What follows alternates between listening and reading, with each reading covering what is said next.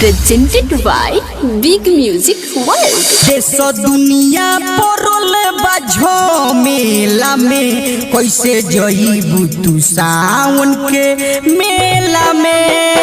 देश दुनिया परोल बाझो मेला में कैसे जईबू तू सावन के मेला में। बाबा बासुकीनाथ के नजर जे आ जाई एहू महामारी से मुक्ति हो जाई।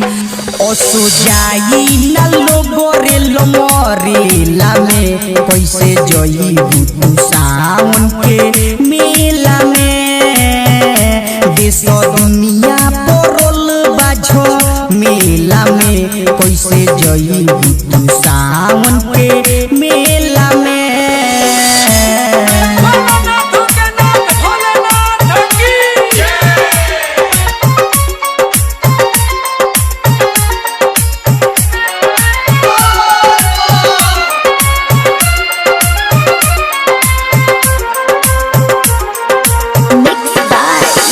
स्टूडियो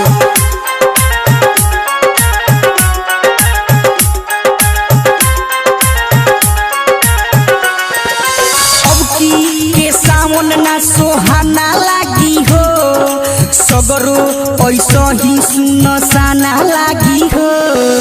अब की के सावन ना सोहाना लागी हो सगरो पैसा ही सुनसाना लागी हो। केहू नहीं जानल कि ओइसन हो जाई देश दुनिया संकट में पड़ जाई। असो बिकी ना सिंगारो ठेला में कैसे जईबू तू सावन के मेला में। देश दुनिया परोल बाझो मेला में कैसे जईबू तू सावन के मेला में।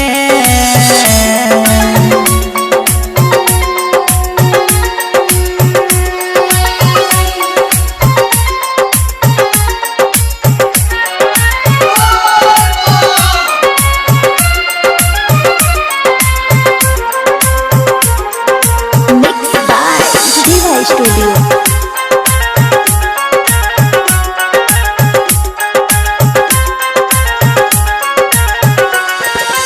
चंदन क्रांति के बाटे विश्वास दिहे भोले बाबा जरूरे उनकर साथ। चंदन क्रांति के बाटे विश्वास दिहे भोले बाबा जरूरे उनकर साथ। सिंगर सुखारी लाल तुके समझावे साचे बतिया में सुनो आचो नहीं आवे। दिलो लागी न जादूगर के खेला में कैसे जईबू तू सावन के मेला में। देश दुनिया परोल बाझो मेला में कैसे जईबू तू सावन के मेला में। रिकॉर्डिंग स्टूडियो दिखवा दुबौली।